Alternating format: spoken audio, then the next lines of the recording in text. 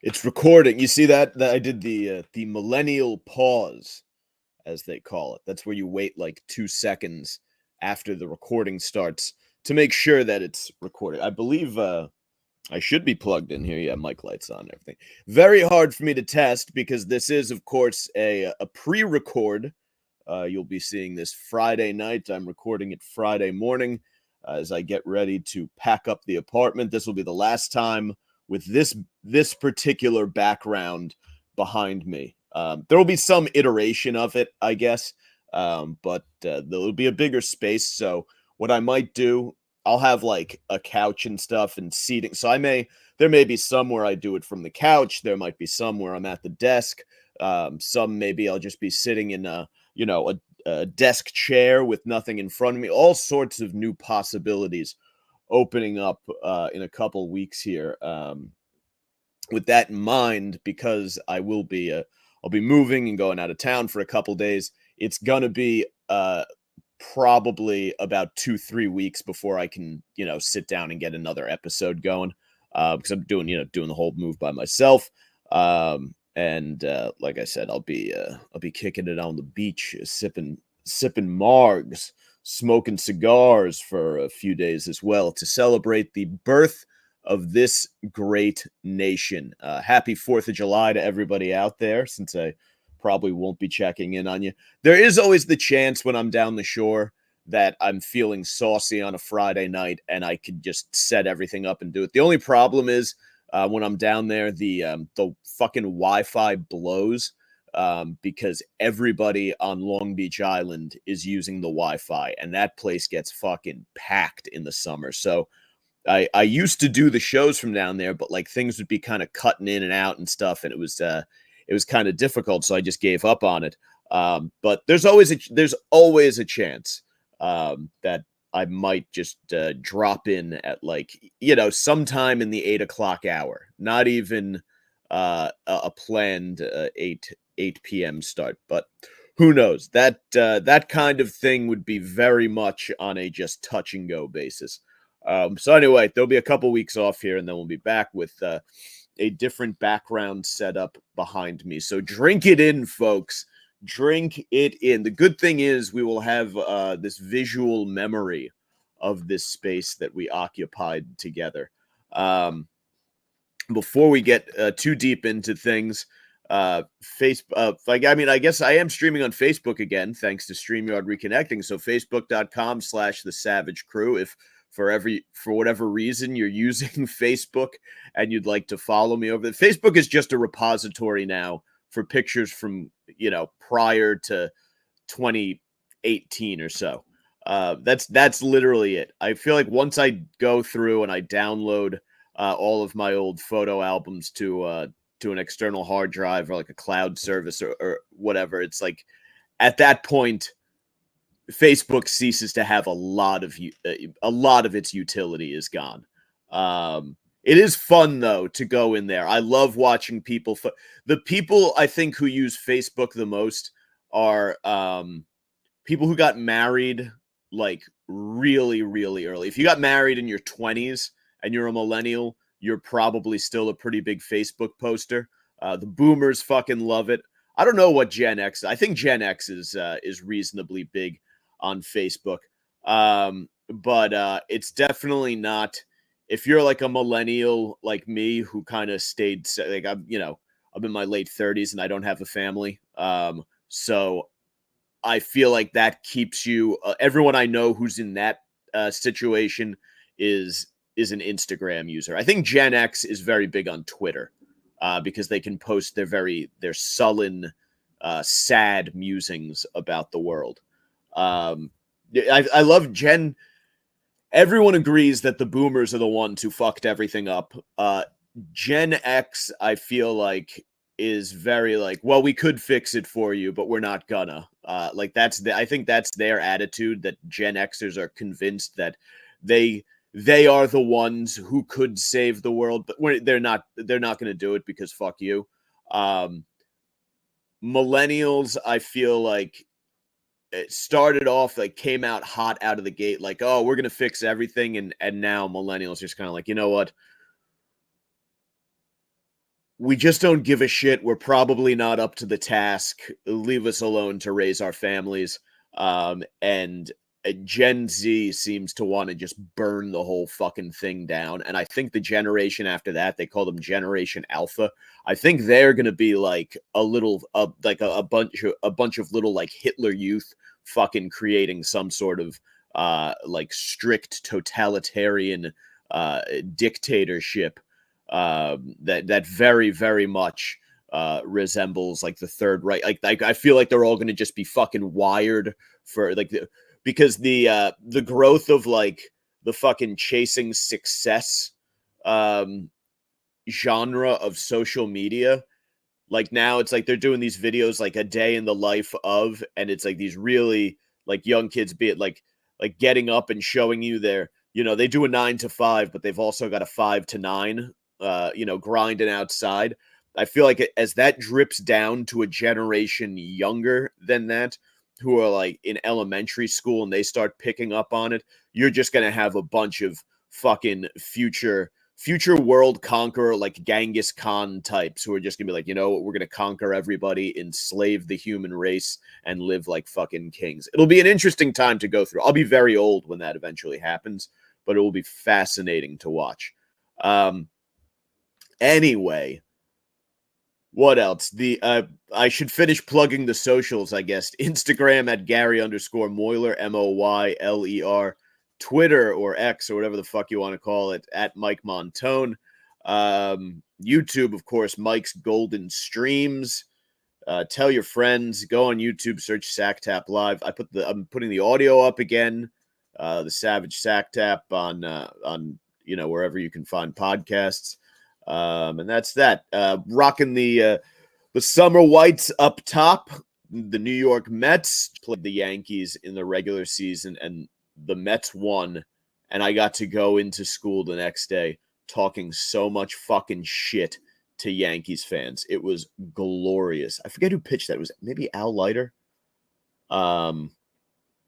Yeah, because this is probably a very localized thing, but if you were growing up and I was in 6th grade in 96 or whenever it was 95 that the Yankees won the World Series against the Braves. They think they were down like 3-1, and they came back to win the series. All of these Yankees fans just came out of the fucking woodwork. And it was very much like, it was like kids who had expressed no interest in the sport of baseball or the Yankees or anything like that at all. But like, I grew up in a very hoity-toity high-end towns. There were a lot of like finance dads and stuff, and you know, those are the guys you think about. They were in their 30s, like they're the ones, they want to grab the corporate seats and everything like that. They're working in sales. They have access to that, so they would take their kids to Yankee Stadium for like the World Series or whatever, and their kids would just come in acting like the biggest fucking douchebags. Like there was one kid who went like every fucking night to every one of the home games, and it was the year that little jerk off reached into the field and grabbed the ball, and it was a home run when they were playing the Orioles in the playoffs, and this like propelled them on this road to the World Series. And every kid who was a Yankees fan to me was just fucking sort of symbolized by that little fucking douchebag reaching out and grabbing this fucking home run that probably would have been, it should have been an out. It should have been fan interference. It should have been an out. And that was, he was on all like these morning talk shows and all this shit. And that to me always symbolized the hateable New York Yankees fan. So always love when the Mets take it to the Yankees. What else? It's, before we get into it is so it's been so fucking hot here lately. I escaped. So there was a heat wave over the Juneteenth holiday, which I got off the long suffering of my people. I was rewarded on Juneteenth with a long weekend down at the Jersey Shore. So I escaped a lot of that, but it's still been cooking the past few days up here. I went for a 4-mile run yesterday in like the middle of the afternoon in an urban area. And it was steamy. And Wednesday I did I took a HIIT class, like a high intensity cardio class. I have not soaked in so much fucking sweat, but I've realized this more lately. I realized that when I was training for my half marathon that I used to despise cardio. And I was listening to Joe DeFranco talk about this, but I've gotten into doing it. Like I'm training for a marathon now for next year, so I'm doing it very slowly and incrementally. And I don't think I could ever become like a long distance runner because I think it just beats the shit out of your joints. But intense fucking cardio, you get an endorphin dump like no other. I think that's why these grown-up fitness activities are taking off so much, is that you have a lot of the single population in your 30s, I think, is much bigger these days because people are waiting to start careers and stuff, and everyone's kind of younger later because we know about like health and fitness and everything.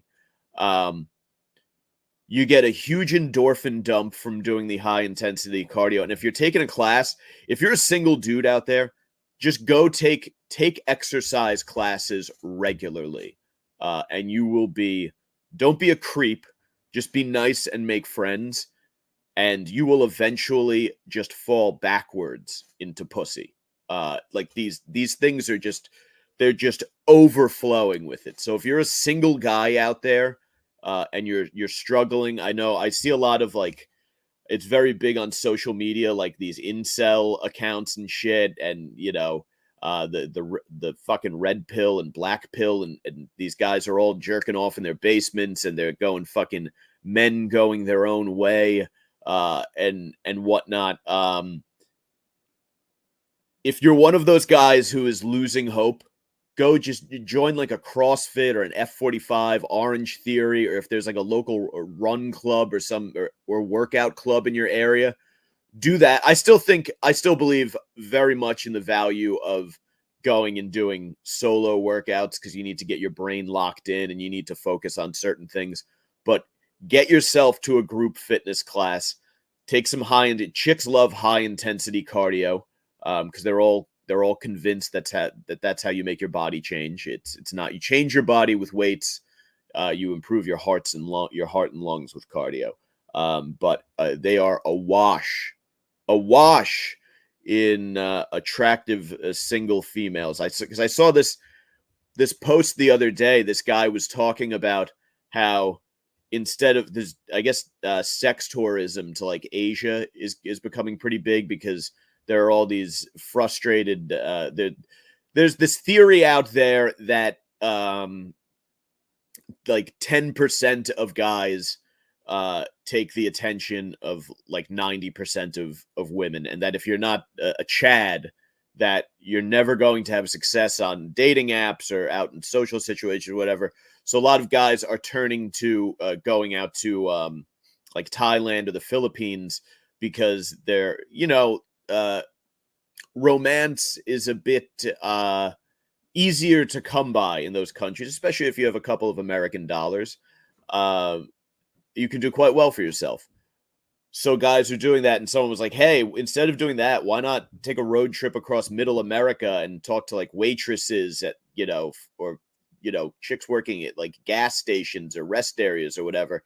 And there's a big argument over whether it was better to go to Asia and find some chick who just wants you for your money, or go to middle America and find some chick who just, wants you for methamphetamine and, a welfare baby. But I'm telling you, fellas, a few birds with one stone. One, you'll socialize in general. It gets you out of the house doing a lot of these places. If you're doing it, they also have social events. So it's very much geared towards being social beyond the workout. You'll get a killer workout, so you get in great shape. Which those two things will immediately put you in a better mood. It'll force you out of the house, so you won't just be sitting around fucking swimming in your own farts. And again, it'll get you around a shitload of broads. So highly recommend if you're out there. I was teaching. I taught a class last night, and then I did not watch the debate in full. After I taught a class, I went and met up with my lady friend. There's a place around the corner from the gym that does like, you can drink an IPA outside underneath some nice string lights, and they have relaxing music in the background. And you sit in an Adirondack chair and pretend you're not in the middle of Jersey City for a little while. So I usually do that summer Thursdays after I finish my workout. So I got in right towards the end. The first thing I saw, I turned on the TV and Trump was going off about how fucking Biden can't hit a golf ball 50 yards, which to me is it. That was all. I think that was all you needed to see was them bickering about who has a better handicap. I don't even know what a handicap is, to be honest. I think it's like, I don't think it has something to do with par or like what your maybe what your average above par is. I have no fucking clue. I'm not a huge golf guy. Love a good mini golf. I will play the fuck out of some mini golf. I kind of suck at it. I'm just too much of a fucking brute force meathead to be good at something that delicate. Unless there was one game I played awesome, but I was on mushrooms, so I think I was just hyper focused on all the angles and shit. Otherwise, I suck. My brother's a very good miniature golf player. Anyway, that was about what I saw of the debate. And this isn't really a politics show, if we're being honest. I saw that, and then I was watching the, I love tuning into the post-debate coverage because I like to see how each side's going to spin it. So I go to Fox News first because I'd watched the debate on CNN and I didn't want to go right into their coverage. So I was like, let me go to Fox News first. They were just dumping all over fucking Biden. They were just, and not even were they dumping all over Biden. They were doing it through left-wing media sources. So like, they would just be like, yeah, if you turn on MSNBC, they are going nuts right now trying to figure out what to do. And if you turn on CNN, like they are losing it over there trying to figure out what to do. And I think it's fun because I was on Twitter this morning and now the new theory is this is exactly what the liberals wanted because now they can walk away from Biden and replace him with something. And this debate was the worst thing that could have happened for Trump because now Biden will be replaced with someone who will beat Trump. It's awesome. I love like the entertainment aspect of politics is awesome. Like if you don't get emotionally bogged down in it and you're just watching all of these nutcases throw fucking theories out there and call each other cucks and shit, it really is incredibly entertaining in small doses. Like people, my mother has been apparently watching shitloads of CNN, and my father listens to, this is a hilarious conversation in our house. My dad in one breath was telling me that nobody has a successful, there's only like 2 successful podcasts out there, he said. And then he was telling me about how he's listening to George Conway's podcast, which is Kellyanne Conway's husband. He listens to George Conway's podcast, and several times in the conversation he referenced George Conway's podcast. And I'm like, no one, I'm not fucking listening to George Conway's podcast. He's like, everybody is listening to George Conway's podcasts. So in one breath saying that there are only a couple of successful podcasts, and that apparently in his mind, George Conway's podcast is among them. It shows how pretty much anyone can build a successful podcast. If George Conway is doing a successful podcast in my father's eyes, then anyone, I think, can build a successful podcast. I have not, until he said that he has been listening to George Conway's podcast, I had forgotten that George Conway even existed. And to hear my father explain things that he had heard on George Conway's podcast. It was like he was talking about it as if it was Rogan. Like, of course, like you didn't hear what George Conway was talking about the other day. Like, no, nobody I don't know anyone who fucking listens. Sorry, I know one person who listens to George Conway's podcast. Who fucking cares what George Conway has to say about anything? And yet there are people who will listen to it because you can make, if you wanted to, you could make a very successful podcast about underwater basket weaving in the Indonesian islands. And out there somewhere, there are people who are undoubtedly obsessed with Indonesian underwater basket weaving. And you could have a successful podcast if you corner that market. I think I'm the only one without a successful podcast. I get like 100 per episode, 150 if I'm lucky. Anyway, speaking of lucky, I was walking to the bus the other day, and it's that time of year where, so half the year I walk to work in the pitch dark in the morning, and half the year I walk to work it's like broad daylight at 5 a.m. And it is now the broad daylight at 5 a.m. time of year, and there's this park that I walk through. There's a spot where whenever I leave the house, I kind of have to take a piss. Like, I piss before I leave, but then, like, that walk out of the house kind of jiggles a little extra loose, and I wind up having to take a pretty sizable piss within a few minutes of leaving the house. It's usually a small piss, right? Like, it's not ready. Like, I try to force one out, and then you get walking, and all of a sudden I'm like, all right, I got to find a bush. This is also because in the morning before I leave the house, I have 2 large salt waters with lime, a big coffee, and my AG1. So I take down, that's a lot of fluid. That's 2 16-ounce glasses, so that's 32, plus another 16 is 48. It's 48, right? Not 40. Yeah, 16, 48. And then another 16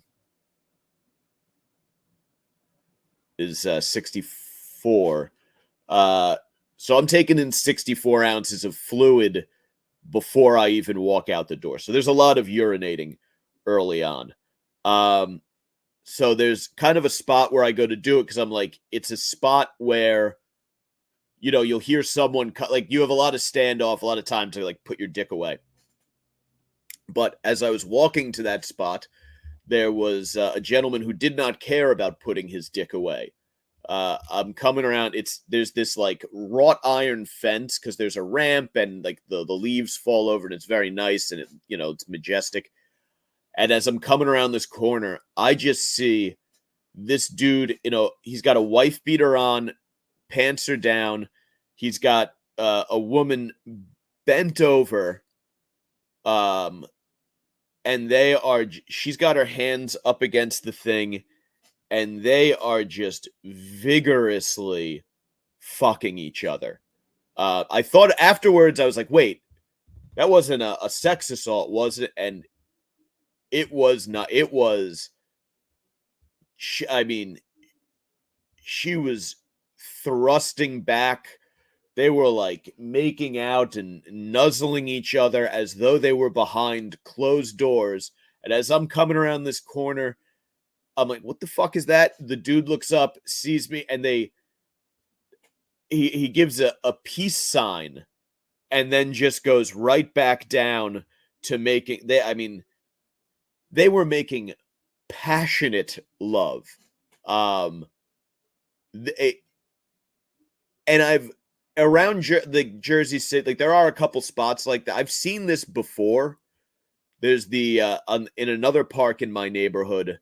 There's a spot where another spot where I go to urinate once in a while, and it's also where I would go there back when I was living in that part of the neighborhood. You could like go drink a beer, smoke a J, fucking, it was not visible from the street, so the cops wouldn't see you, so you could kind of fucking sneak over there. Like during lockdown, I'd meet friends over there and have like, outdoor drinks and shit because it's got a nice view over like Hoboken and the New York City skyline. It's surrounded by trees. It's just like a good spot to hang out. You can kind of sit up against this little hill, and it also has a wrought iron fence so that you don't fall over the palisade. And I was walking through there one night on my way home from the gym, and again, uh, just a couple fucking going at it. I don't know what it is about this neighborhood, but people like to fuck out in the open. I was walking home from it was a few years ago. I was walking. I think it was during lockdown. I was walking home from. I'd met some chick from Bumble for drinks, and I was walking home, and I'm like waiting on a corner to cross the street, and I turn my head, and in one of the cars that's parked, just right in the front seat, some fucking chick straddling some guy, fucking riding up and down. So people be fucking in public around here, man. People be fucking, which I guess, I mean, the migrant problem in my neighborhood is still fucking out of control. Like the cops every day just have to clear out this area by the auto zone. There's broken beer bottles and shit all over the place. Last night I was getting a ride home from the bar, and some dude fucking just stumbled into the street with a bottle, a fucking Corona in his hand. It's just a fucking it's just a fucking mess. But not nearly as big a mess as Midtown Manhattan. The New York Post, I don't know if I talked about this last week, but the New York Post did a huge expose on 8th Avenue, which is where that's where the Port Authority is. That's where I commute through. So I've discussed that many times. And they're talking about all the shelters and the needle drugs. I was in Times Square the other day teaching my intern how to do man on the street interviews, and it was a 90-degree day. I mean, it was like just fucking steaming. Like the sidewalk, I went for a run down the shore last week, and jumped in the ocean afterwards. So I didn't want to put my wet sandy feet back in my sneakers, so I fucking hoofed it home barefoot on the blacktop, and my feet were fucking cooked. This woman was laying on her side on the pavement. Her pants were halfway down her ass, and she had this massive red rash coming up out of her ass crack. I don't know if you've ever if you played sports when you were a kid, like before you really learned how to fucking hygiene and take care of yourself. Like if you were sitting around school all day with a case of swamp ass and then you went out to practice, like by the time you got home, you would probably have like you get like a fucking you get kind of like a nasty fucking rash around your ass, like your ass cheeks and shit, and everything's just grimy, dank, and sweaty. And you gotta you gotta take a cold shower and powder it off. She had not had a cold shower or any kind of powder. This was like, it was red. The only place I've seen more disgusting buttholes than this woman, or a disgusting a butthole as disgusting as this woman's was. There's this fucking porn company. I think they're called like Private Society or something like that.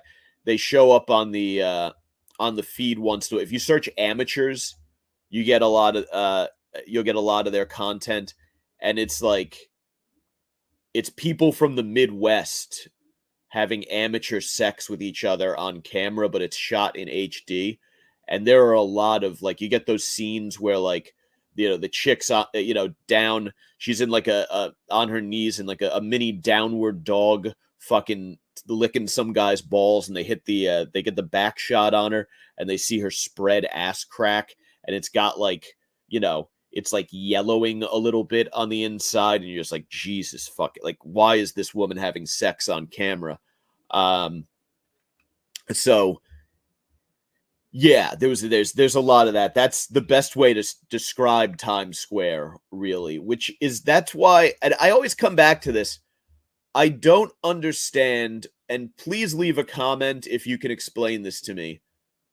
Why people from other parts of the country and the world, again, in I have found that Times Square attracts a lot of people from Middle America, Europe, and Latin America. Those really are the big three hanging out in Times Square. And it just blows my mind as to the popularity of that neighborhood as a tourist spot. Like it sucks. There's nothing to see. Like it's just corporate stores with shit that you can buy online and like little gift shops where you can get knickknacks. They kind of have those are kind of all over the city. Like you can buy an I love New York sweatshirt anywhere. Um I don't understand the appeal of this neighborhood. It's disgusting, it's dangerous, it's the restaurants suck.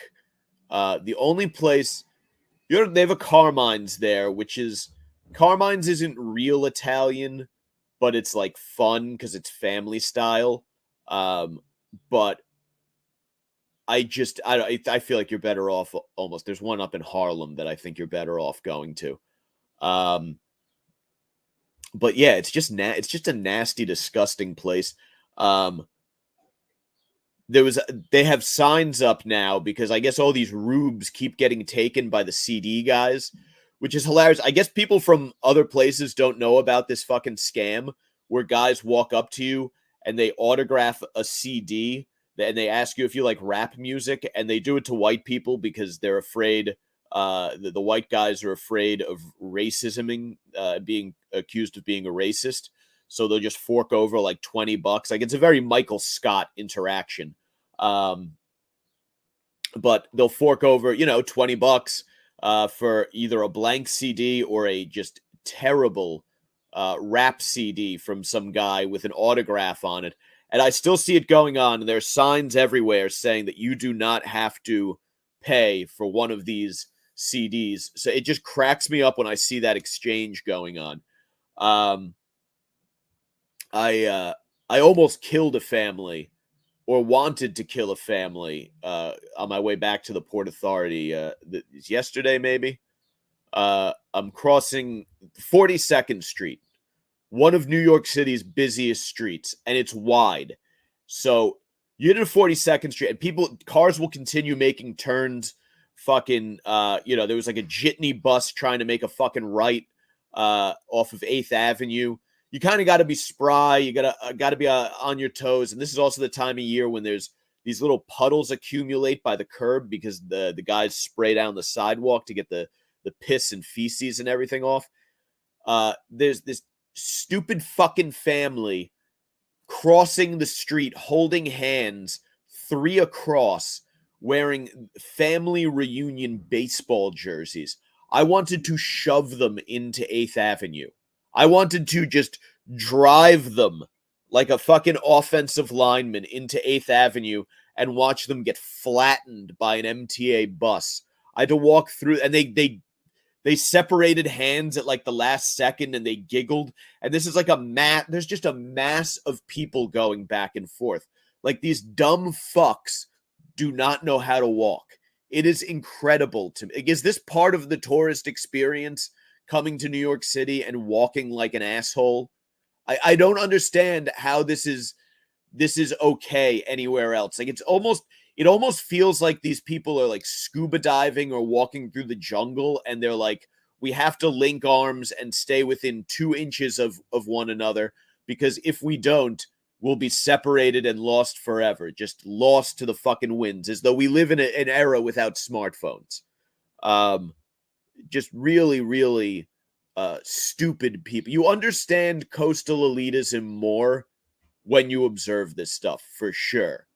And obviously there are many problems with people from New York, but you understand why New Yorkers. I understand where some of that sense of elitism comes from when you're like, oh, look at these dumb fucks from Peoria, Illinois, who don't know how to cross the street. Like that. Okay, I get why New York and Los Angeles, because of shit like that. I understand why people there are like, look, we should be in charge of everything. Now, obviously, these coastal elites are blind to their own asinine behaviors. But if we're boiling it down to just this instinctive thing, I understand how if you're forced to travel through through a touristy neighborhood in New York City, and you're working in finance or fucking tech or whatever, and making all of this money, and you have your shit together, and you go about your day efficiently, and four dumbasses from fucking where the Europeans tend to be a bit more efficient and travel in only like pairs or threes or whatever. It tends to be the Americans who are much more like terrified of getting lost. I think it's because the Germans come and they look down on, they think they're smarter than everyone here, including the New Yorkers. Whereas the people from bumblefuck America are just, their brains operate at such a slow pace that the idea of, oh, there are three of us fucking walking side by side across a sidewalk, and everyone else seems to be walking really fast, but we're going to stop out of nowhere to check something on our phones or look up at a fucking building. Yeah, I have no fucking clue. It really, you don't know how to walk. Um, Very funny story to me out of New York City. Just recently, there's this. I guess I don't know how viral it actually went, but wild. This is from the Post. Wild video shows strap hanger throwing tantrum, attempting to slap cop after NYPD officer tells her to stop vaping at subway stop. And really, the headline is all you need, right? Because you could be like, oh, let's watch a Karen flip out, but that's not the point.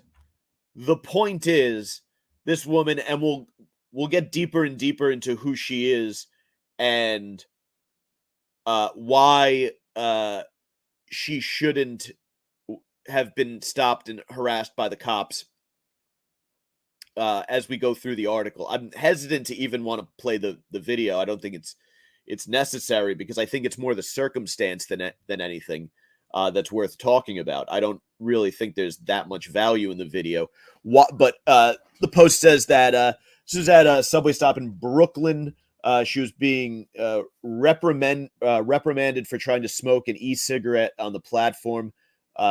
She was screaming and stomping her feet before attempting to slap a cop. Video shared on Instagram shows the furious woman throwing a toddler-like fit in front of two officers, yelling at them, "I don't have ID." The woman, who can be seen carrying a $2,000 Go-Yard bag, becomes irate as the cops try to talk to her, gesticulating in their faces as she yells and stomps her feet. By the way, I hit the vape all the time on subway platforms. I didn't even know you weren't allowed to do that.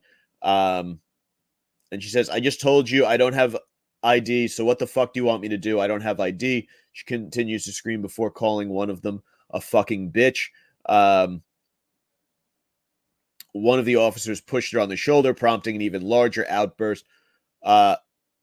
"Bro," she cried before attempting to slap his hand away. "Don't fucking push me back." She called him a bitch ass before waving her arms furiously, prompting officers to detain her. So anyway, the point is, this woman has every right in the world to be furious with the NYPD officers and the NYPD and the city in general for this incident. This is a woman on the subway minding her fucking business, hitting a fucking vape, carrying a $2,000 bag. She is not a threat to anyone. She is not a threat to order or anything like that.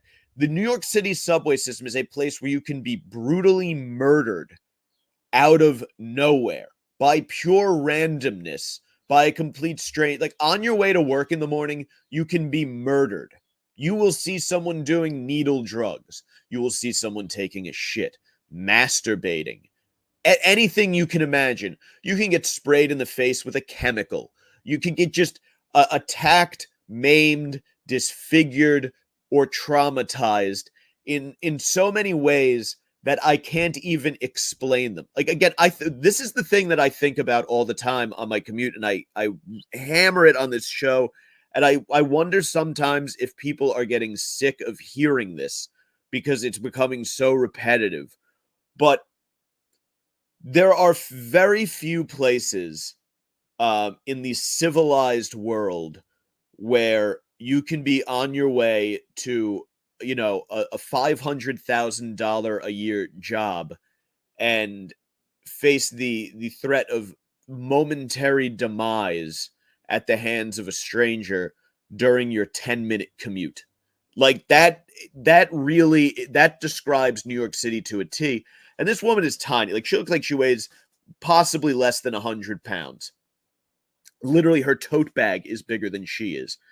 This woman, when she goes down into the subway, she takes her life, her innocence, her virtue in her hands. She could become the victim of a violent sexual assault at any moment down there. So the fact that the NYPD is up her ass for going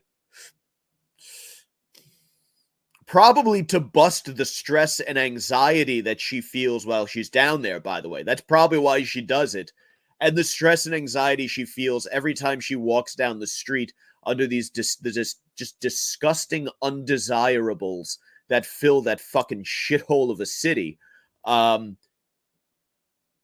You understand why she is furious with the cops for doing this. This is literally, everyone should be pissed off about this.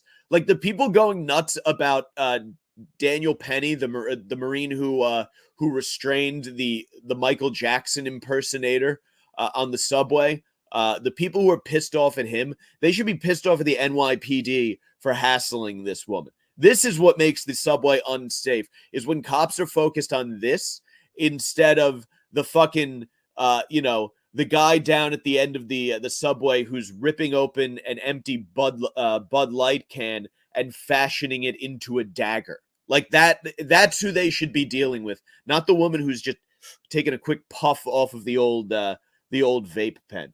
Just fucking incredible. And that leads me to sort of the feature story of the episode. There was this article in the I'm going to just vigorously defend gentrification in a moment here. There was this article that was kind of going viral over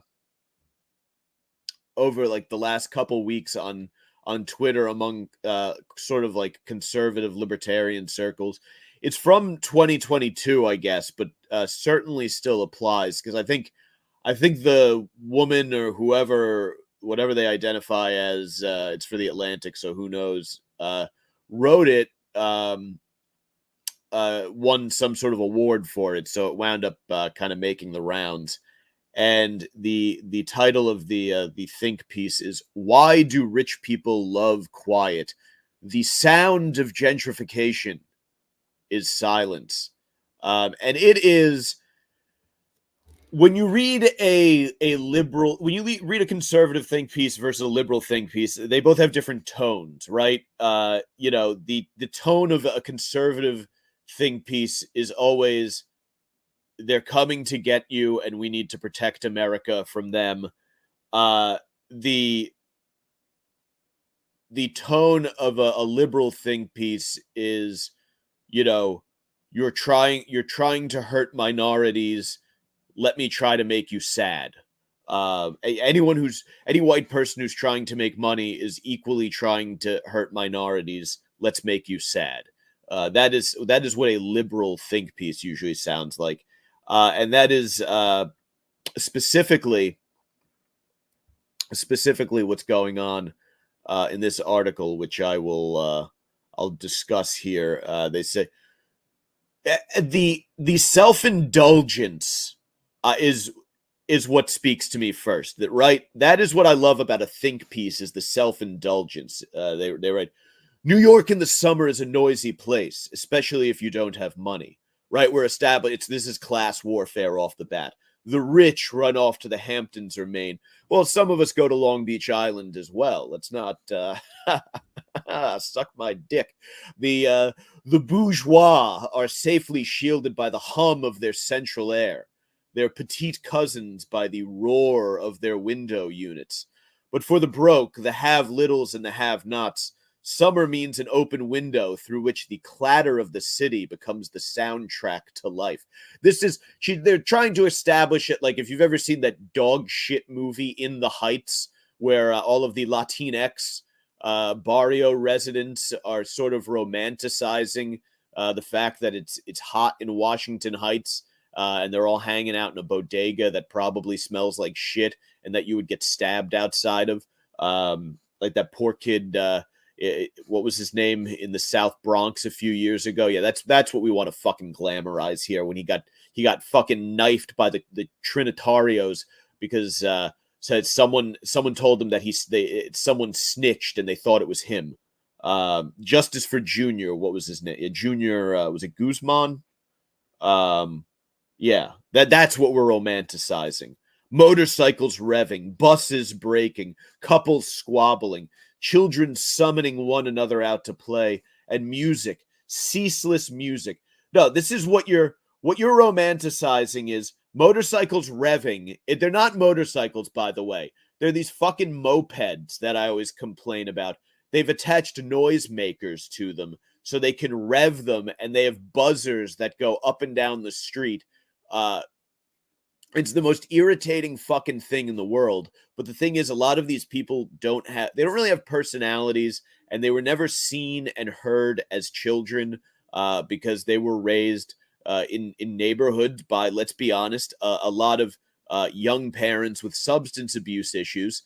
So they grew up around a lot of trauma, and they're exercising that trauma and the fact that no one recognized or noticed them as a child by making noise as adults. That's what they're doing. Children summoning one another out to play. Yeah, the children summoning one another out to play in my neighborhood just hurl the N-word back and forth at each other on the playground. I hear more N-bombs on the fucking playground in my neighborhood than in an entire Lil Wayne album. What a great! I use Lil Wayne specifically because I feel like that's like a perfect, like, kind of boomer. Like, that's like the rapper they're kind of aware of. Like, you would be like a Kendrick album, but I'm not a hip hop guy, so I had to go with fucking Wheezy. Music, ceaseless music. Yeah, if you love shitty reggaeton played at fucking the highest volume with the bass and treble all the way up, causing a Civic with a bunch of unnecessary aftermarket additions to just shake, and it's being played by guys. They're not driving; they're just sitting there, blasting this music, smoking blunts in a Honda Civic. Is what they're doing. That's how they spend the day. And then they get out and do some drinking. That's good. Romanticize this. This is better. In their eyes, this is better than someone fucking using the space for a Montessori school and a garden, by the way. They would prefer this. They romanticize this because they think it's a fucking movie. I remember the summer before I left for college, lying close to my bedroom box fan, taking it all in. By the way, and a window unit AC is not an expensive item. Like, presumably, if you can afford an apartment, you can buy a window unit AC that will cool the entire place for under a couple $100. Um, and and frankly, I'm right now in my last days in a studio. I don't have an air conditioning because I prefer getting natural light in my room. So you know what I have?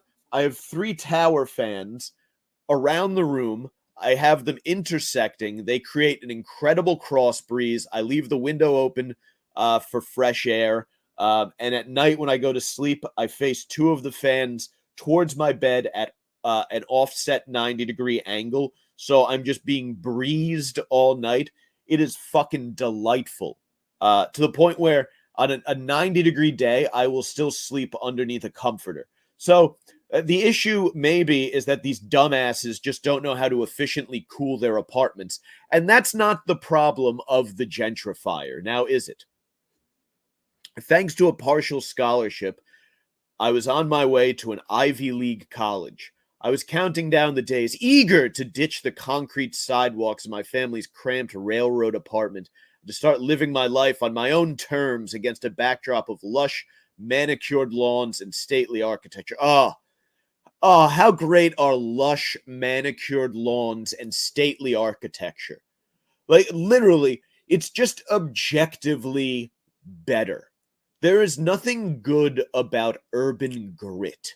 It sucks. It might be a cool visual in a movie or a piece of wall art or something like that. I understand that. It's an interesting backdrop, right? But when you're on it and there's broken glass and there's the couple I like the word she used the word squabbling earlier in the article. The couple squabbling. They're not squabbling. They're 10 minutes away from him stabbing her and them winding up in the New York Post. Like, it's not squabbling. It's psychotic, substance abuse fueled and bordering on physical violence. There's piss all over the fucking floor. It's just disgusting. But she continues, I didn't know yet that you don't live on an Ivy League campus. You reside on one. Living is loud and messy, but residing is quiet business. Yes, living is loud and messy. No, it's not. It truly does not have to be. This idea, everyone loves this. People who don't have their shit together love to tell you that, oh, it's just loud and messy. That's the way it is. No, it's not. Certainly, momentarily, things may be loud and messy, right? If you have kids and they're running around, they're energized and hyped up, they might be loud and leave their toys out and messy. But eventually, you tend to things and clean up. It is not. Life does not need to be, a noisy urban neighborhood. I first arrived on campus for the minority student orientation. The welcome event had the feel of a block party.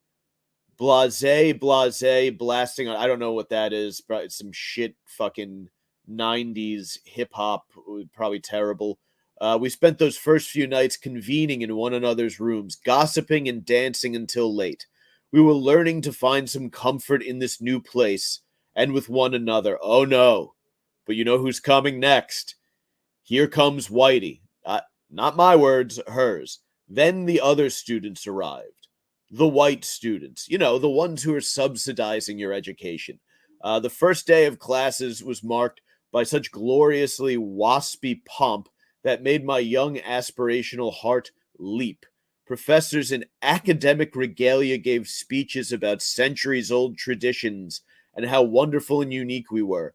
The best class yet.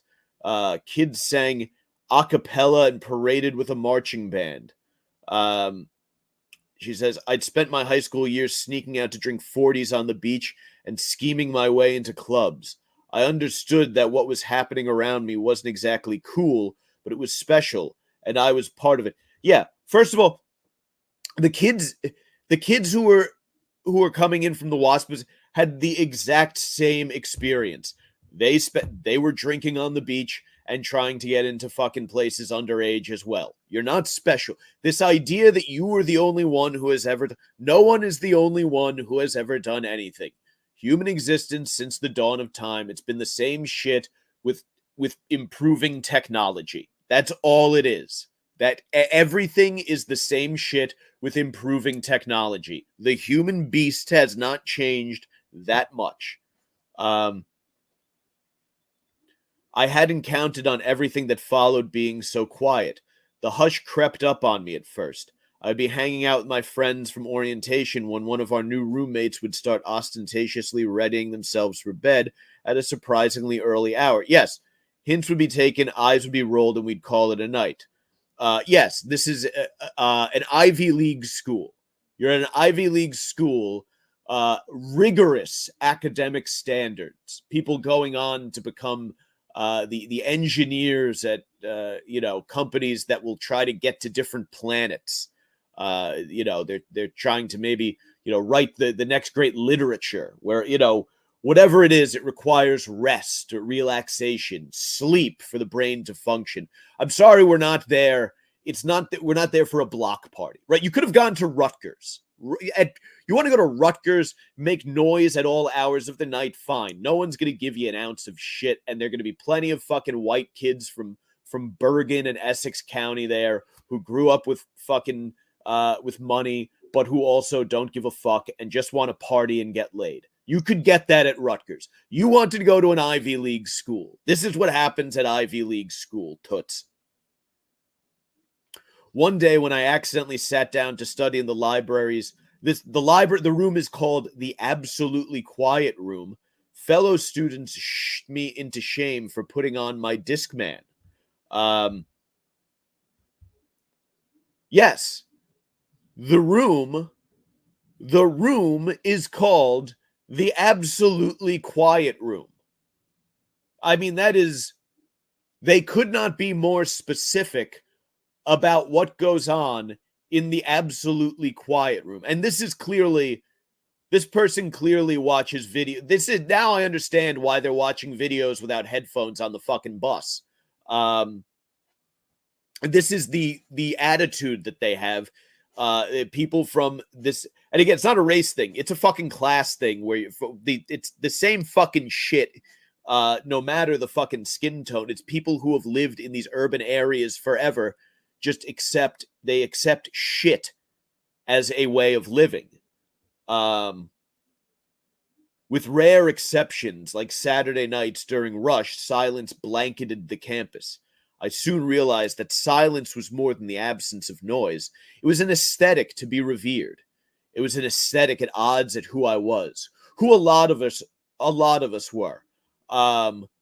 Let me tell you something. After my run yesterday, I laid down on the fucking gym floor. I had the entire fucking studio to myself. It was right before I taught a class with the AC blasting, just silently staring up at the ceiling in a pool of my own sweat while I fucking recovered and my body cooled down. It was one of the most glorious physical experiences ever. Like, I just had a dump of endorphins going through me. There was silence, and it was just me and my fucking descending heart rate and cooling body, and it was incredible.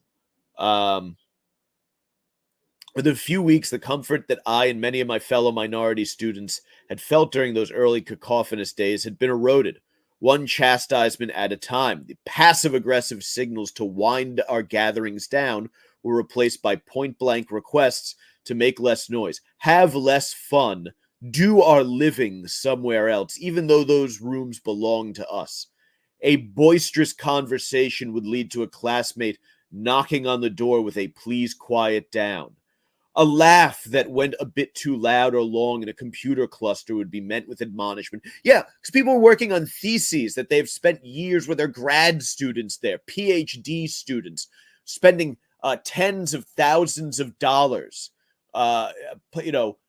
mental exercises that will begin to define the course of the rest of their lives. But you want to be up, you're up late drinking a fucking 40, and in your mind, you're trying to live this fucking glamorous, bohemian, fucking artsy buttfuck existence. Um, you're the wrong one. You're wrong. I went to a northeastern, Ivy walled liberal arts college where people are very academically motivated.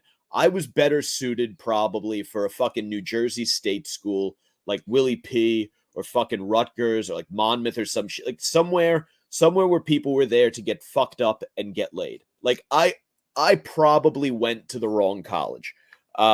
So my antics of getting hammered on a weeknight and going into the computer lab and putting meat spin and lemon party on the computers and laughing my ass off was frowned upon. People thought I was a bit of an asshole for doing that. It was a small enough campus where you'd hear a lot of "God damn it, Mike," when it would be done. The phrase "Mike Montone is a fucking asshole" may have been thrown around a time or two. But that asshole got some great laughs out of his drinking buddies for doing shit like that. So, you know, the tree of hilarity must be refreshed from time to time with the tears of fucking nerds and patriots. Um, but that's the point is, if you went out to a football field and set up a picnic when people were trying to have football practice, people would be very mad. Likewise, if you tried to play a game of football in a picnic ground where people were trying to picnic, people would be very annoyed. There's a time and a place for everything. There undoubtedly on these campuses, there are places where people get drunk and party. My sister went to Quinnipiac. It's right next to Yale. They all go out and get fucked up in New Haven. People from Ivy League schools do love to get fucked up and party. Like, you go to a football game and, they're tailgating and barbecuing and shit. Like, there is a drinking culture there. It's just not, these fucking wasps behave different. Like, we were at my brother's graduation, even at UConn. Like, Connecticut is a very waspy state. So UConn, though it's a state school, the people there are very waspy.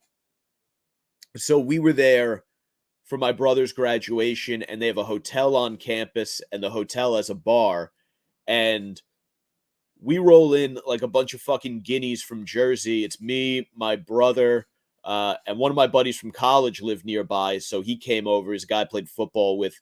He's a massive offensive lineman with a tiny penis. One of the funniest things in the world was sophomore year, we were roommates. He walked in fucking naked. I was lounging in bed with my girlfriend, and he pops the light on, and he's got a towel around his neck, this full hairy body, and just a loop shaved over the top of his minuscule hog. Just one of the funniest things I've ever seen burned into my memory. But we're there, and I go to order us a round of Jaeger bombs, and the bartender says to us, we don't serve Jaeger here, and if we did, I wouldn't be giving any to you. And we had started chanting, "Here comes the slut," when my sister walked in, and these people are all just staring at us aghast. We were driving people away from the bar.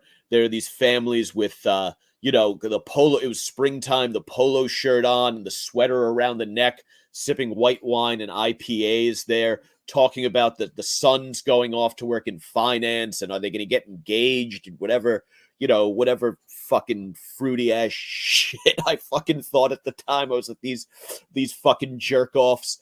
But that's where we were. Like, I was wearing track pants and a fucking Ed Hardy t-shirt and a pair of fucking white Nikes with a pound of fucking gel in my hair, and I was out of place there. Not for me, but I brought that to that place. That was a place for something else. There are, a time and a place for everything. In those, she says, in those moments, I felt hot with shame and anger, yet unable to articulate why. It took me years to understand that in demanding my friends and I quiet down, these students were implying that their comfort superseded our joy. And in acquiescing, I accepted that. Yes, your revelry is not the priority at 10 o'clock at night in an Ivy League dorm where people are trying to, again, at Rutgers, this would be a different, if people are mad about you making noise at 11 o'clock on a Thursday night in a dorm at Rutgers, you're right to tell them to go fuck themselves. If it's that same situation at an Ivy League school, you need to shut the fuck up, take the party somewhere else, and let people go to sleep. Like, that's specifically what they're there for. And at 19, I probably would have been like, this guy's a fucking asshole. But this is through the lens of adulthood here. This is a graduate reading this. I had taken the sounds of home for granted. My grandmother's bellows from across the apartment. My friends screaming my name from the street below my window. Yeah, no one likes a bunch of shouting, okay? The garbage trucks, the car alarms, the fireworks set off nowhere near the 4th of July. The music. I had thought these were the sounds of poverty, of being trapped. I realized in their absence that they were the sounds of my identity, turned up to 11. Well, then you went to somewhere else, right? You went to a place where people live differently. One of my favorite things in the world, living in Jersey City, is going back to the suburbs to get like a haircut and a meal, or like, work out or just go for a walk. It's quiet. It's polite. It's calm. It's relaxing. It's nice. I loved the learning that I did in college, academic and cultural, and I managed to have a lot of fun in the spaces that the students of color claimed as our own. We had our own dormitories, our own hangouts. We even co-opted a room in the computer center where we could work the way we preferred, with Victor Manuel or Selena playing in the background. Yeah, no one wants to write a fucking paper with Selena playing in the background. Some white students resented that we self-segregated. What they didn't understand was that we wanted to be around people in places where nobody told us to shush. Fucking, by the way, it's hilarious that this liberal rag here is effectively writing an article in favor of segregation. And that the people who are put off by the segregation, right? Because all we've been told by these wacko leftists is that what we want is integration, right? Everybody's, but it's not. They're pushing here for segregation. When I moved back to Brooklyn after college, I found that the place had changed. Neighborhoods that had been Polish and Puerto Rican and black were suddenly peppered with people who looked better suited to my college campus than to my working class home turf. Many of them needed affordable rents because they had opted into glamorous but poorly paying white-collar jobs. Alas, these newcomers hadn't moved here to live alongside us. They'd come to reside. The first time it happened was the night before Thanksgiving. 3 or 4 of us, all people of color, were eating takeout in my best friend's studio apartment. The radio was playing, and we were debating, as we often did, who was the best rapper alive. There is nothing more worn out and tired than people debating the best rapper. Ugh. It's like debating the best boxer. It's such a fucking trite. Those are things you debate if you have nothing else interesting to talk about. There was a knock at the door, and when we opened it, my friend's neighbor, a 20-something new to Brooklyn, was standing there exasperated. Did your mothers not teach you the difference between inside voice and outside voice? The next time yeah, I mean, it's true. Like, shut the fuck up. You have neighbors. Like, that's just reason. Like, like, if you're in the suburbs and you make so much noise that your neighbors can hear, they call the fucking cops. They don't knock politely. The next time it happened was at brunch in Fort Greene. The time after that, in a newly opened hotel bar in Williamsburg. Yeah, it's a hotel bar.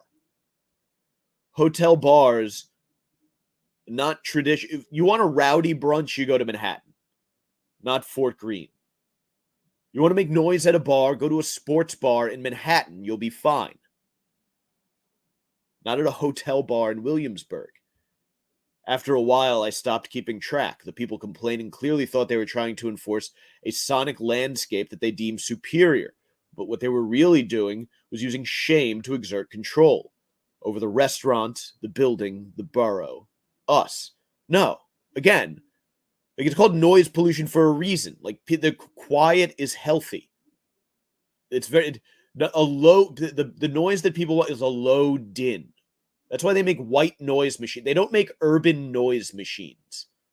No one wants there's very I'm not gonna say nobody, right? Because I go back to my argument about podcasts. Somewhere out there's a market for fucking podcasts about Indonesian underwater basket weaving. Yes, somewhere there are idiots like the one who wrote this article who think that the noise of an urban environment is enjoyable. I'm certain you could find that. Would you want to? For generations, immigrants and racial minorities were relegated to the outer boroughs and city fringes, far but free. No one else much cared about what happened there. When I went to college, it was clear to me that I was a visitor in a foreign land, and I did my best to respect customs. But now the foreigners had come to my shores with no intention of leaving, and they were demanding that the rest of us change to make them more comfortable. But no, what happens historically is you live in those tight, cramped urban areas, and you pine for the quiet of the suburbs. But the Italians and the Irish started off in the cramped urban areas, and they did their best to get the fuck out. That's why my family moved out to the suburbs 30 minutes away from Manhattan. They preferred it there. It was quieter. It was cleaner. It was safer. Better. The society, this is hilarious.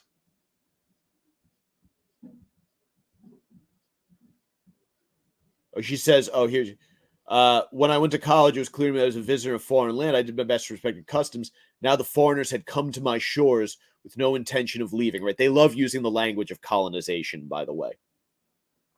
I just read this book about warfare before civilization, and there's this ruse where they try to make you think that before Columbus fucking planted his flag, or the Vikings or whoever, that it was just everything was peachy, everyone's living in the fucking Garden of Eden. As it turns out, that they were all violently killing each other and doing just horrific things to one another. The only difference between Europeans doing it is Europeans did it with disease, accidentally. They came here on boats from somewhere else. If they had walked, it wouldn't have been a fucking problem. No one's mad at Genghis Khan. Yeah, it's just all bullshit. They were demanding that the rest of us change to make them more comfortable. The Society for the Suppression of Unnecessary Noise, fucking shout out, baby, was founded in 1906 by a physician named Julia Barnett Rice. Brilliant. Fucking build a statue to this broad. Give her big tits. Rice believed noise was unhealthy and enlisted New York City's gentry, including Mark Twain, to lobby for things like rules governing steamboat whistles and silence pledges from children who played near hospitals. Oh, is this bitch fucking is this lunatic going to try to tell me that asking children not to make too much noise near the cancer ward or the infant ICU, is she going to tell me that that's a bad thing because it prevents fucking Latinx immigrants from having a loud fucking barbecue on the sidewalk? The group met in posh spaces like the St. Regis Hotel, but Rice insisted she was not solely interested in protecting New York's upper class. This movement is not for the relief of the rich, for the poor will benefit it by fully as much as, if not more than those who can leave the city whenever they wish. That's true. All we've been hearing forever is that one of the things that that gives people of upper classes a leg up is that they live in these calm, peaceful environments, right? We were told that the noise and all of the things that go into these urban environments create this stress that results in bad behavior and struggle and mental illness. Now we're being told that if we try to make it quiet to prevent those things, we are bad. In 1909, the organization celebrated the passage of an ordinance that prohibited street vendors, many of them immigrants, from shouting, whistling, or ringing bells to promote their wares. The ban applied only in Manhattan, though the city had fully incorporated as the 5 boroughs a decade earlier. So this is in Manhattan. They just don't want a bunch of people. It would be horrible. I don't want fucking people yelling. Attempts to regulate the sound of the city, car horns, ice cream truck jingles, continued through the 20th century. I wish they regulated ice cream truck jingles here. It's fucking irritating. There's this Mr. Softy goes around, plays the exact same song over and over and over. Nothing would bring me more than if he was just going through a fucking intersection with that song playing and he got T-boned by a bus and could never play that song ever again. Free ice cream for everybody spills out onto the pavement. The city started going after boomboxes, car stereos, and nightclubs. These were certainly noisy, but were they nuisances? Not to the people who enjoyed them. No, it's not. A boombox or a car stereo is not a nuisance to the person who enjoys it. It's a nuisance to the person stuck on the fucking bus with it, or who can hear it 3 blocks away. That's who it's a nuisance to. As my grandmother used to say, I'm not yelling, this is just how I talk. Well, shut the fuck up. Quiet down. Yes, I have a loud, booming voice as well. So I understand that when I'm in certain places, I need to go out of my way to whisper, because otherwise my voice will carry and it will be heard by others who are not meant to hear it. I have to go to pains to keep my voice down. It's just the way it is. In 1991, the NYPD launched Operation Sound Trap, a campaign in which cops would trawl streets, often in majority black and brown communities, hunting for and confiscating cars with enhanced stereo systems. If they don't turn the volume down, we'll turn off their ignition, the chief of the police vowed. Giuliani used cabaret laws to force clubs out of gentrifying neighborhoods like the Lower East Side and Chelsea. The battle against nightlife continued during the Bloomberg years. New York was effectively codifying an elite sonic aesthetic, the systemic elevation of quiet over noise. Now, I do believe that nightlife should be allowed to be noisy. Like, I think there should be spaces for noise. Like, I think that having districts where noise is allowed, because there are a lot of bars and clubs, and if you choose to live there, you deal with the noise. I think that's fine, but that should be that's why we have there are zoning laws, so people can have these things, right? In the years that followed, many of New York's nightclubs migrated to Brooklyn, which remains loud and proud and also annoying. Brooklyn is an annoying borough filled with annoying people. The boroughs that really want to tell you about where they're from, those are the people who need to shut the fuck up the most.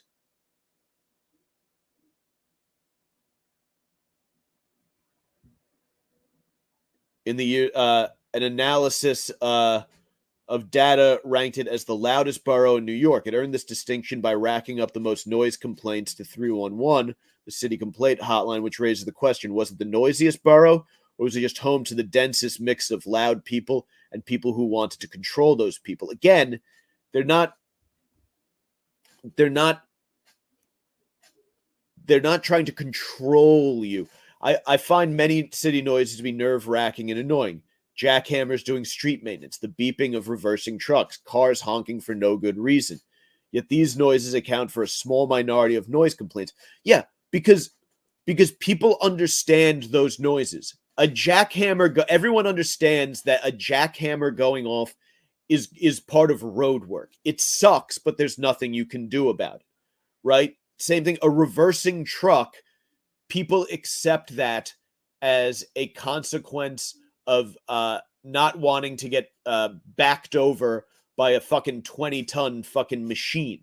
Um, Nearly 60% of recent grievances center on what I consider lifestyle choices, music and parties and people talking loudly. But one person's loud is another person's expression of joy. As my grandmother used to say, I'm not yelling. This is just how I talk. Well, pipe down, bitch. That if you want if you want to be loud, go buy a sprawling property and be loud in your own space. The Upper East Side of Manhattan, which runs from 59th Street to 96th Street, is one of the borough's quietest neighborhoods. Save for trips to the Metropolitan Museum of Art, I didn't spend a lot of time there growing up. In fact, my first foray uptown came the summer before college. The woman who endowed my scholarship wanted to meet me. I stepped out of the elevator of her fifth floor apartment building in my Sunday best and was promptly greeted by a maid, another Latina. I waited very quietly for my benefactor, a pleasant older woman in a Chanel suit, to join me for tea. For an hour, I pretended to be a meek, muted version of myself. No one had told me to do this. I instinctively understood that in this unfamiliar environment, the proper way to express my gratitude was to hush myself. Yeah, if you go into a stately, a very nice place for afternoon tea with a demure older woman in a Chanel suit, the way to behave is to be very relaxed, sip your tea. It's not a quinceañera, right? This is politeness. It's just nice. You're not at the bodega chopping it up over a fucking cafe con leche. That day recently returned to me when I realized the same luxurious stretch of Fifth Ave is also home to the National Puerto Rican Day Parade. They are a very festive people. Puerto Ricans have been coming to New York since the United States seized the island as a colony after the Spanish-American War, but the great wave of migration occurred in the 50s and 60s. Hundreds of thousands of Puerto Ricans moved to the Lower East Side, Spanish Harlem, parts of the Bronx, blah, blah, blah, Bushwick, Sunset Park in the late 50s. Community leaders wanted to show their children, many of whom had never been to La Matria, pride in their identity by coming out of the margins and marching through the heart of Manhattan. Over the years, the parade has grown and grown. It is a loud affair, and I take pride in saying that we are a loud people. Is it a coincidence that one of J-Lo's biggest hits was Let's Get Loud? I think not, but that's a party song, right? Again, you wouldn't enjoy drinking tea listening to Let's Get Loud.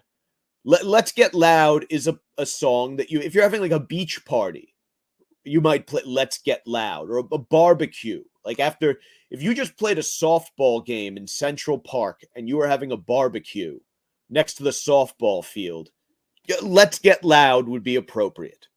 And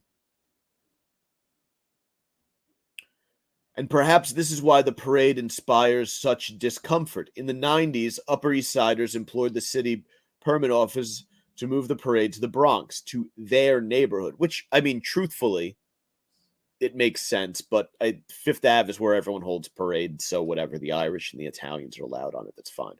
A 2003 New York Times story reported that the one day a year the Upper East Side takes a deep breath and prepares itself. And this stuff, I'm not a fan of this shit because I get annoyed when they bitch about fucking SantaCon. It's one day a year and it's Manhattan and, there's noise. But again, there's a difference between the noise of traffic and the noise of the Puerto Rican Day Parade, right? I understand the irritation, but I feel like that's one of those things you just have to accept living in Manhattan.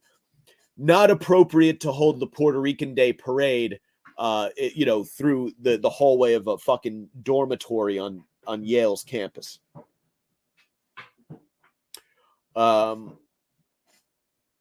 Only after Mike Bloomberg, then the city's mayor, made a public appeal did retailers and property owners along the route stop boarding up their windows as if a hurricane were barreling down on the city. I mean, look, fast Fast forward to the George Floyd protests, and you understand why, right? Some restaurants and coffee shops still closed for the day, which, again, entirely understandable. Entirely, because I go out in this neighborhood, and if I were to walk around and see the characters that I live amongst, uh, fucking descending en masse, in multiples by the thousands, on my little Fifth Avenue coffee shop, you're goddamn right. I would board that thing up in a fucking heartbeat. And it really is a class and a behavior thing. In June, after a 2-year COVID hiatus, the 65th annual National Puerto Rican Day marched up Fifth Ave. I had the honor of being an ambassador for arts and culture, which means I got to ride in the back of a red convertible. The event is a big party, more accurately, 1,000 different parties, all celebrating the same thing, being Puerto Rican in the greatest city in the world. It's not the greatest city in the world. I mean, I'm not going to relitigate that again. That's what most of this episode has been. Every float, every car, every delegation was playing reggaeton, salsa, merengue, boleros, and Bad Bunny. They were literally playing all of the shittiest music. This is what I have to fuck it. You got to hear if you walk around. If you want to go relax in the park around here, it's going to last about 10 minutes before someone plops down with a fucking Bluetooth speaker and starts blasting Bad Bunny and calling their friend the N-word. There were chants of Puerto Rico. Everywhere you went, you heard Bad Bunny. People were dancing bamba, plena, and bachata. There were, which is, by the way, I don't give a. I'm tired of hearing about your stupid fucking dances. I'm Italian. You never hear Italians talking about people doing a tarantella. I never talk about how I need more spaces for people to do a tarantella. Why are people not creating safe public spaces for Italian Americans to do the tarantella? That's what I want. I would love I'd like to see the Irish writing think pieces about how there's nowhere to do a good jig anymore. How they can't do you can't river dance the way you used to in Hell's Kitchen. The neighborhood has changed. There were chants of Puerto Rica and No Se Vende. I don't know what that means. Not going to look it up. I waved at all the beautiful people, and when we passed the apartment building where my former benefactor lived all those years ago, I chanted an extra loud "Wepa." For 35 blocks, we were as loud as we wanted to be, and nobody could tell us nothing. And then we got to the end of the route. The crowd thinned out, and the blockades ended, and we were met with a gigantic traffic sign illuminated with the words, "Quiet, please." Yes, because people who are paying millions of dollars to live in a neighborhood don't need you walking around passive aggressively or even just aggressively shouting "Wepa" because you want to spite the woman who paid for part of your college education. This is really, again, not so much. Again, you make it a bit. If you live in an area and you discuss a thing like this, obviously she brought race into it. But shouting "Wepa" and making noise outside of this apartment because you're resentful towards the woman who paid for your Ivy League education is a hilarious way to wrap things up.